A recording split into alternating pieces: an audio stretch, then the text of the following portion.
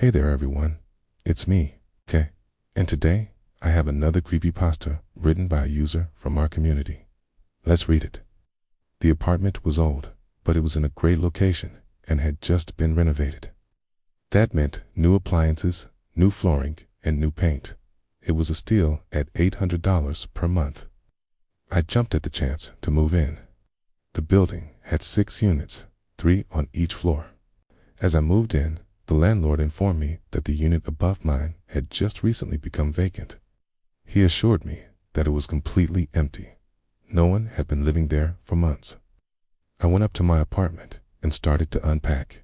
I could hear some banging around above me, but I assumed it was the people who were working on the unit above mine, finishing up. Maybe it was just an old building settling. I shrugged and continued unpacking. It took me about a week to fully move in. During that time, I would hear the occasional bang or crash above me, but nothing too concerning. The sounds would always happen when I was home though, so I never called the police. One night, I was relaxing after watching a movie when I heard what sounded like footsteps pacing back and forth directly above my bedroom ceiling. Now, I live alone. My girlfriend at the time was staying at her parents' house while her own place was being renovated. So why were these footsteps so loud? I got up to investigate. I walked slowly over to the ceiling and pressed my ear against it, listening closely. Footsteps were definitely up there.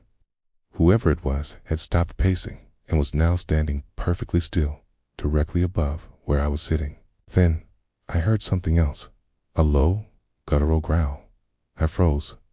I didn't want to know what was up there. The longer I stood there listening to whatever was above me, the more curious I became. I tried calling out, "Hello?" but my voice sounded pathetic. All I got in response was a growl, then more footsteps. Taking a deep breath, I rushed to the bathroom to grab the largest towel I could find. What was I gonna do? Fight whatever this thing was with a towel. Plan A. Not fight whatever this thing is with a towel, but talk to it with a towel. Sounds crazy, but it was worth a try.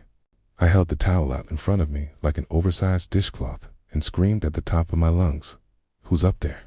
Silence. Was it gone? I was about to put the towel down when I heard a voice coming through the vent, raspy and hollow like a tomb. "Why are you down there? You're in my spot." The towel fell from my numb fingers and hit the floor. This couldn't be good. I spent the rest of the night tossing and turning in bed, unable to sleep. How could someone be living in the apartment above mine if it's been vacant for months? Or was it something more sinister, like some kind of demon? The thought of either made me uncomfortable, but I refused to let it keep me awake. So I ended up laying there staring at the ceiling for hours. When morning finally came, I got up and went to work. All day at work, my mind raced. I couldn't concentrate, kept replaying the voice from the night before in my head. I decided that when I got home, I was going to confront whatever was above me once and for all. On my way out the door, I grabbed the biggest, thickest broom I could find. What was I going to do? Sweep it out the window? That would be pretty funny. But in all seriousness, I wasn't sure what I was going to do, but I figured I'd figure it out later. I arrived home and cautiously made my way to the apartment door. I listened closely for any sound, but everything seemed fine. Maybe I imagined the whole thing. Yeah, that must be it. Sometimes your mind plays tricks on you. I unlocked the door and stepped inside. As I entered the kitchen, I noticed something strange. The floor had many spots where it looked like someone had been standing for a long time. The wood was shiny in those areas, almost as if someone had been dancing in them. But that was impossible. If no one had been living in the unit above mine, then why did it look like someone had been standing in these spots? I shrugged off the mystery and started to relax, but only for a moment. I knew whatever was up there hadn't left. When the sun began to set, the growling started again. This time it was louder than before, and it seemed to be coming from everywhere at once. With the broom in hand, I crept towards the bedroom. I could hear the growling now.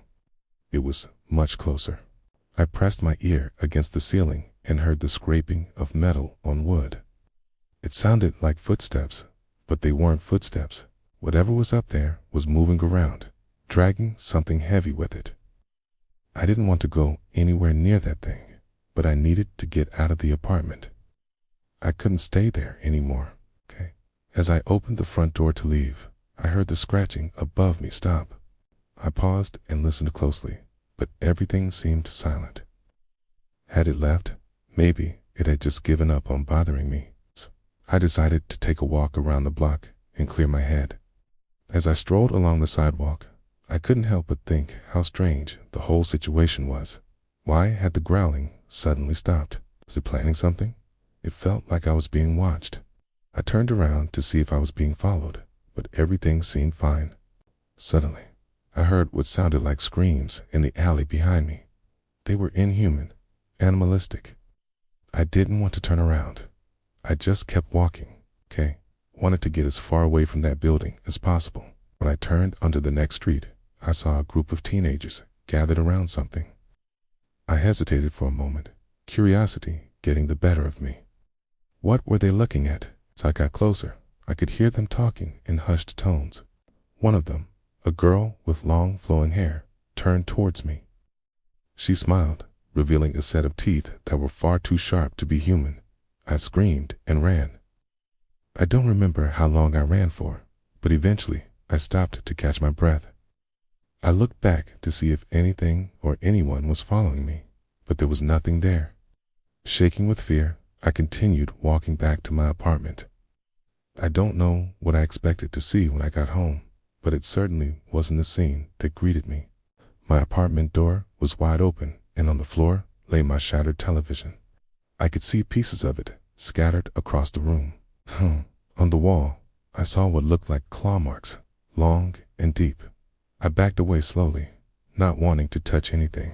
And that's when I heard it again. You're in my spot.